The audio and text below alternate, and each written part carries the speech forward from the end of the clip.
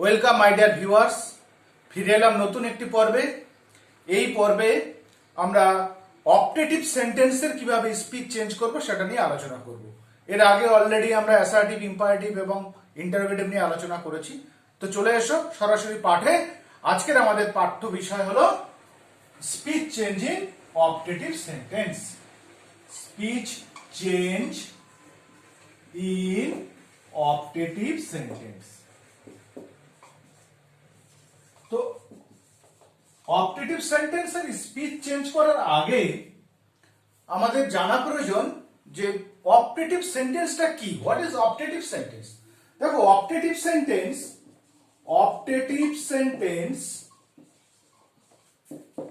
is a kind of sentence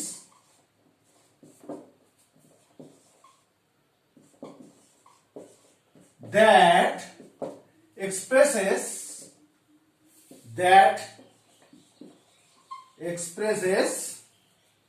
কি express করে? কোন প্রার্থনা বোঝানো হয় যার দ্বারা, কোন উইশ বোঝানো হয়, ডিজায়ার বোঝানো হয়, অর্থাৎ যার দ্বারা, যে বাক্যের দ্বারা আমরা কোন প্রার্থনা, ইচ্ছা, কামনা ইত্যাদি প্রকাশ করি, সেই সেন্টেন্স গুলোকে আমরা বলবো অপটেটিভ সেন্টেন্স। আমি আবার রিপিট করছি, অপটেটিভ সেন্টেন্স হলো সেই সেন্টেন্স যে সেন্টেন্স বা বাক্যের দ্বারা আমরা কোনো প্রার্থনা, কোনো ইচ্ছা, কামনা ইত্যাদি প্রকাশ করি। তো এই সেন্টেন্স গুলোতে আমরা কিভাবে ডাইরেক্ট স্পিচ থেকে ইনডাইরেক্ট স্পিচে যাব। কারণ আমরা দেখেছি যে প্রত্যেকটা সেন্টেন্সের ক্ষেত্রে যেহেতু আলাদা আলাদা নিয়ম অ্যাপ্লাই হয়েছে, তাহলে এটাও যেহেতু স্বতন্ত্র অন্য একটি সেন্টেন্স, তাহলে এর কিছু স্বতন্ত্র রুল আছে। তো প্রথমেই চলে আসি আমরা রিপোর্টিং ভার্ব সেকশনে। রিপোর্টিং ভার্ব, দেখো রিপোর্টিং ভার্ব আমরা দুটো ব্যবহার করব, উইশ আর প্রে।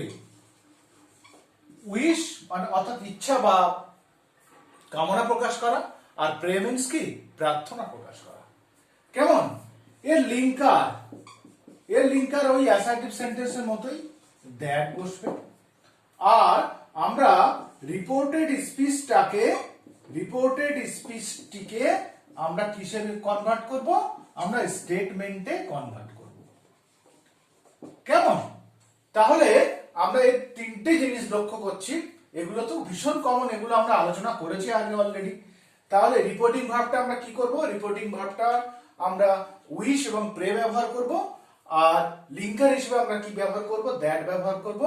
আর রিপোর্টেড স্পিচটাকে আমরা কি করব? আমরা স্টেটমেন্টে রূপান্তরিত করব। কেমন? আমি একটা উদাহরণ দিই।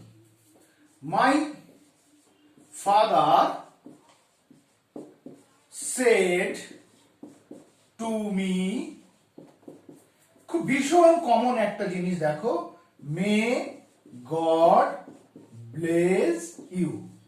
অপটেটিভ সেন্টেন্স বললেই তোমাদের কি মে গড ব্লেস ইউ এই শব্দটা, মানে এই বাক্যটা তোমাদের মনে পড়ে। আচ্ছা দেখো, অপটেটিভ সেন্টেন্স চিনবো কি করে আমরা? সাধারণত দেখবে optative sentence starts with May or long দিয়ে শুরু হতে পারে। কেমন? বেশিরভাগ ক্ষেত্রে মে দিয়ে শুরু হয় এবং কিছু ক্ষেত্রে আমরা দেখেছি লং দিয়েও শুরু হয়। তাহলে এই সেন্টেন্স চেনার ক্ষেত্রে কোনো রকম সমস্যা থাকছে না। তো চলে আসি, আমরা যখন দেখতে পাচ্ছি মে গড ব্লেস ইউ, এটা কিসে আছে? এটা অপটেটিভ সেন্টেন্সে আছে। তাহলে আমরা কিভাবে চেঞ্জ করব? দেখো, মাই ফাদার স্পিকার ডাইরেক্ট স্পিচে থেকে ইনডাইরেক্ট স্পিচে যখন আমরা আসছি, তখন স্পিকার কোনো পরিবর্তন নেই, মাই ফাদার। আমরা রিপোর্টিং ভার্বের পরিবর্তন করব। রিপোর্টিং ভার্ব কি? উইশ আছে, প্রে আছে। তো কখন আমরা উইশ ব্যবহার করব, কখন প্রে ব্যবহার করব? দেখো, একই ক্ষেত্রে কিন্তু উইশ আর প্রে ব্যবহার করা যাবে না। যেমন আমরা কোশ্চেনের ক্ষেত্রে দেখেছি কি, যে আমরা কখনো want to know, ask, enquire একই জায়গায় অ্যাপ্লাই করতে পারছি, কোনো অসুবিধা হচ্ছিল না। কিন্তু এইখানে এই অপটেটিভ সেন্টেন্সে উইশ একটা আলাদা জায়গায় বসবে, প্রে একটা আলাদা জায়গায় বসবে। দেখো, উইশ মানে তো কামনা করা, সেটা আমরা কারোর জন্য আমরা কোনো কামনা বা আমাদের মনের ইচ্ছা প্রকাশ করি। আর প্রেটা কি? প্রার্থনা করা হয়, যেটা ঈশ্বরের কাছে, ভগবানের কাছে, আল্লাহর কাছে, যেটা আমরা প্রার্থনা করি। তাহলে যখন দেখবো কোনো সেন্টেন্সের মধ্যে আমাদের নিজেদের কোনো ইচ্ছা প্রকাশ করলেও সেটা পরিপূর্ণ হচ্ছে না, সেখানে ঈশ্বরের উপরই আমরা ডিপেন্ড করি। God may God bless you, ঈশ্বর তোমার মঙ্গল করুক। ঈশ্বরকে তো আমরা নির্দেশ বা আদেশ করতে পারি না। ঈশ্বরের কাছে আমরা কি করতে পারি? অনলি ইউ ক্যান প্রে, আমরা প্রার্থনা করতে পারি। সেজন্য এই ক্ষেত্রগুলোতে আমরা সব কি ব্যবহার করব? প্রে ব্যবহার করব। অর্থাৎ গড বা আল্লাহ বা এই ধরনের যে সমস্ত আমরা শব্দগুলো দেখব, তাহলে সেগুলোর ক্ষেত্রে আমরা কি ব্যবহার করব? প্রে ব্যবহার করব। ঈশ্বরের কাছে আমরা সাধারণত কি করি? প্রার্থনা করি, প্রে করি। তাহলে এখানে রিপোর্টিং ভার্ব কি হবে? প্রে। কেমন? এবার প্রে এটা কি হয়ে গেল? হলো না। কেন হলো না? তোমরা যেহেতু অনেকগুলো এর আগে সেন্টেন্স করেছো, তোমরা জানো এখানে আরভি কি আছে, রিপোর্টিং ভার্ব কি আছে, সেড আছে। সেটা কোন ফর্মে আছে? পাস্ট ফর্মে আছে। তাহলে প্রেটাকেও কি করতে হবে? প্রেটাকে কি করতে হবে? প্রেটাকে পাস্ট ফর্ম করে প্রেড করতে হলো। তারপর কি পড়ে আছে? টুমি। টুমি আমি লিখলাম, তাহলে একটু দাগ দিয়ে রাখছি, কেন ওই পরে বোঝাচ্ছি।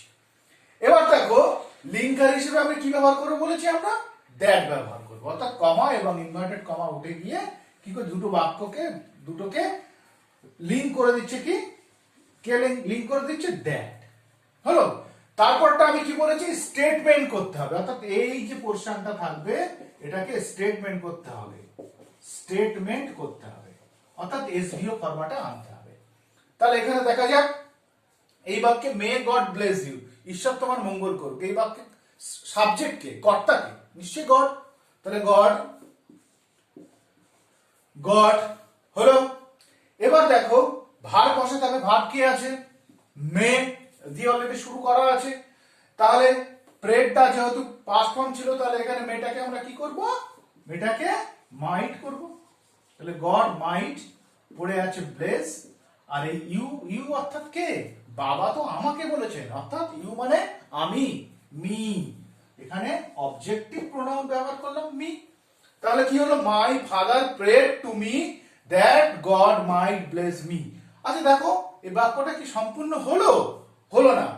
এই টু মিটার কি আর কোনো প্রয়োজন আছে? কোনো প্রয়োজন নেই, কারণ অলরেডি এখানে আমরা মি কি করেছি? ইউজ করেছি। তাহলে সুতরাং এইখানে যখন এই সেডের পরে যখন যেটা থাকবে সেটাকে আমরা কখনোই লিখবো না। দেখো এই বাক্যটা কত সুন্দর হলো, my father prayed that God might bless me. অনেক সময় পরীক্ষার খাতা দেখতে গিয়ে আমরা দেখি কি যে এইগুলো বোর্ড এক্সামের ক্ষেত্রেও এইগুলো মানে বাচ্চারা ভুল করে ফেলে। তো এটা লক্ষ্য রাখবে। আমি আরো একটা একটা করে উদাহরণে যাই, তাহলে তোমাদের ক্লিয়ার হবে।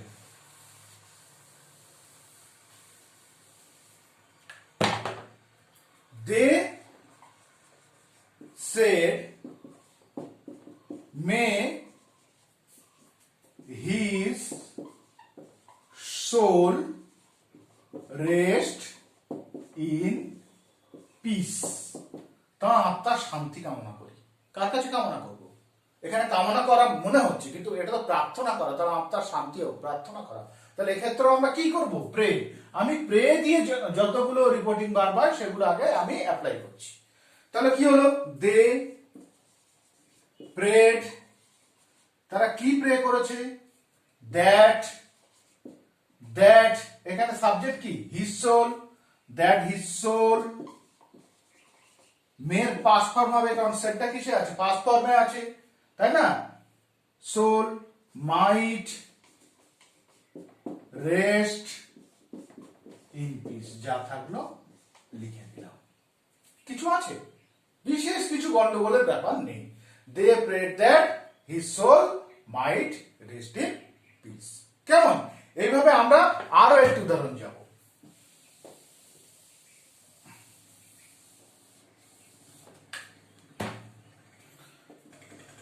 My uncle said to me, may God grant you long life. ঈশ্বর তোমার দীর্ঘ জীবন দিক। May God grant you long life. ঈশ্বর তোমার কি করুক? দীর্ঘ জীবন দিক। আচ্ছা এইখানে দেখো স্পিকারকে মাই আঙ্কেল লিখলাম, মাই আঙ্কেল। তারপর সেটটার জায়গায় কি করব আমরা? এই সেটটার জায়গায় আমরা কি করব? কোনটা বসাবো? উইশটা বসাবো না প্রেটা বসাবো? কোনটা বসাবো? নিশ্চয়ই প্রে বসাবো, তাই না? যেহেতু এখানে কি আছে, গড আছে, তাহলে প্রেড, প্রেড হয়ে গেল সেট পাস্ট ফর্ম। তাই দেখো টু মি আর বসাবার দরকার নেই, অলরেডি আমি আগের এক্সাম্পলে সেটা বুঝিয়ে দিয়েছি। দ্যাট সাবজেক্ট কি গড, মেটা হয়ে গেল মাইট। কেন মাইট হলো? কারণ রিপোর্টিং ভার্ব কিসে আছে, পাস্ট ফর্মে আছে। আর কি পড়ে আছে, God might grant, grant you মানে কে, আমাকে বলা হয়েছে, me a long life, a long life. তাহলে কি হলো, my uncle prayed that God might grant me a long life. কেমন? তাহলে প্রেড দিয়ে বুঝতে পারছো আমি তিনটে উদাহরণ দিলাম। আমি আরো একটা উদাহরণে চলে আসি।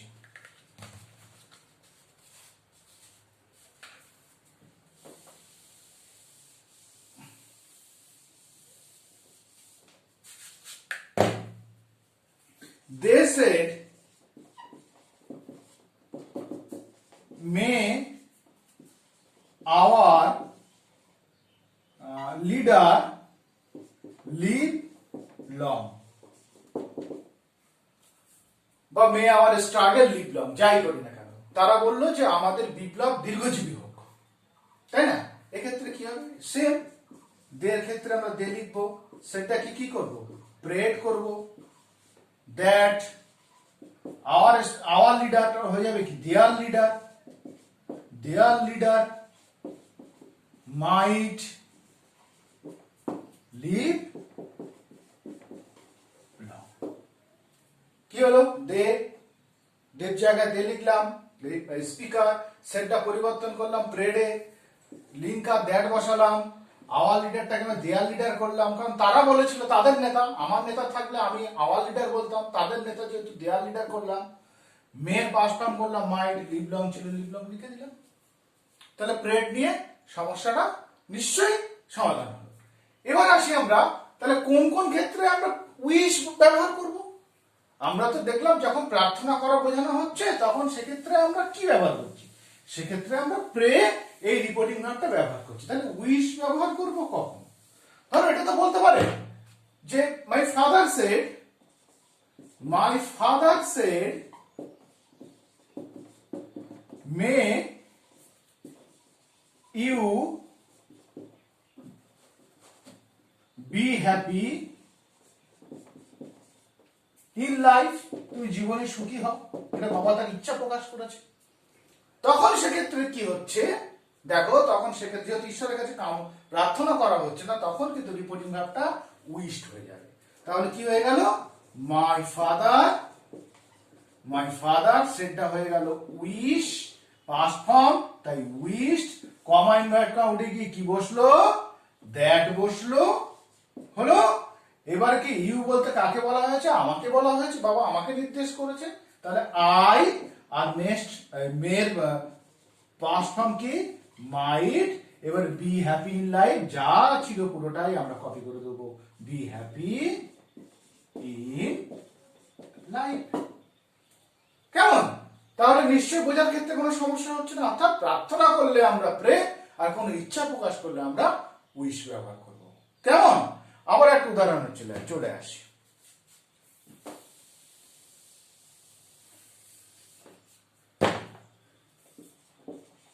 The teacher said, may you be successful in exam. শিক্ষক বললেন যে তুমি সফল হও পরীক্ষায়। তাহলে কি হবে, এখানে উইশ করেছেন শিক্ষক বা শিক্ষিকা, তাহলে কি হলো, কি হলো দেখো, দা টিচার রিমেনিং আনচেঞ্জ, স্পিকার যেহেতু থেকে গেল, সেড কমা আমরা উঠে গিয়ে কি, দ্যাট লিঙ্কার, ইউ বলতে কি আমি, তাই না, সেটটা পাস্ট ফর্ম, তাহলে হয়ে গেল মাইট, আর কি পড়ে থাকছে, বি সাকসেসফুল ইন এক্সাম।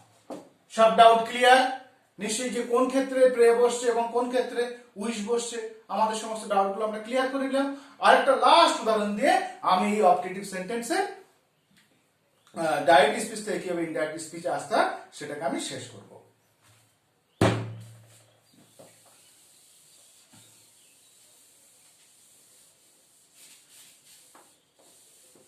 দেখো,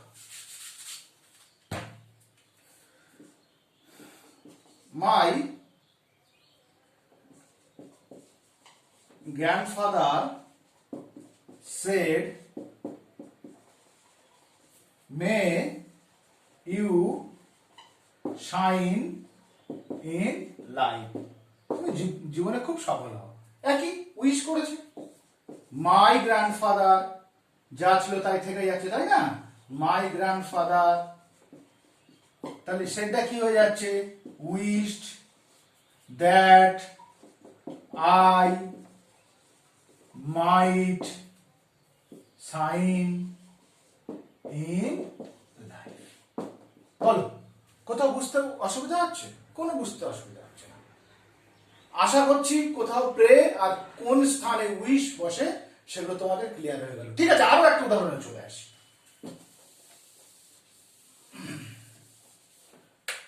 লাস্ট উদাহরণ, the doctor said to the patient, may you recover soon. তুমি তাড়াতাড়ি ভালো হয়ে যাবে। উইশ করছেন ডাক্তারবাবু, তাহলে কি করছেন? ডাক্তারবাবু উইশ করছেন, দ্য ডক্টর, তাহলে এখানে আমরা সেটটা কি করব? উইশড করব, পাস্ট ফর্ম। তাই কাকে উইশ করছে? পেশেন্টকে উইশ করছে, তাই না? কাকে উইশ করছে? পেশেন্টকে। এতক্ষণ তো আমাকে উইশ করছিল, এবার পেশেন্টকে উইশ করছে। Wish to the patient, wish to the patient, patient comma invert comma উঠে গিয়ে কি হচ্ছে? দ্যাট, এটা একটু ব্যতিক্রম দেখালাম, এই টু দ্য লেখা হচ্ছে, তাই দ্যাট। এই ইউ বলতে কে? ইউ বলতে দ্য পেশেন্ট, রোগীটি। সে হি হতে পারে, সি হতে পারে, লিখলাম হি। মেটা কি হয়ে যাবে? মেটার উইশ পাস্ট ফর্ম, মেটাকেও কি করতে হবে? পাস্ট ফর্ম করতে হবে। মাইট, মাইট পড়ে আছে রিকভার সুন। তাহলে নিশ্চয়ই বুঝতে পারছো, অর্থাৎ অপটেটিভ সেন্টেন্সের ক্ষেত্রে বিশেষ কিছু মনে রাখার মতো জটিল বিষয় নেই। এর রিপোর্টিং ভার্বটার পরিবর্তন ঘটে। রিপোর্টিং ভার্বের ক্ষেত্রে আমরা উইশ এবং প্রে এই দুটো রিপোর্টিং ভার্ব জেনারেলি ব্যবহার করব। সাধারণত ঈশ্বরের কাছে প্রার্থনা করা এই অর্থে আমরা প্রে ব্যবহার করব, এবং কোনো মনের ইচ্ছা কামনা প্রকাশ করার জন্য আমরা কি ব্যবহার করব? আমরা উইশ ব্যবহার করব। আর তাছাড়া লিঙ্কার হিসেবে দ্যাট থাকছে, এবং দ্যাটের পরে বাকি জিনিসটাকে, বাকি যে রিপোর্টেড স্পিচ যেটা থাকছে সেটাকে আমরা স্টেটমেন্টের আকারে, অর্থাৎ সাবজেক্ট ভার্ব অবজেক্ট এই ফরমেশনে রূপান্তরিত করব। কেমন? তাহলে আমাদের স্পিচের অলরেডি 4টে পার্ট, আমরা 4টে সেন্টেন্স কমপ্লিট করে ফেলেছি। এবার আমরা আসবো স্পিচের এক্সক্লামেটরি সেন্টেন্সে পরের ভিডিওতে।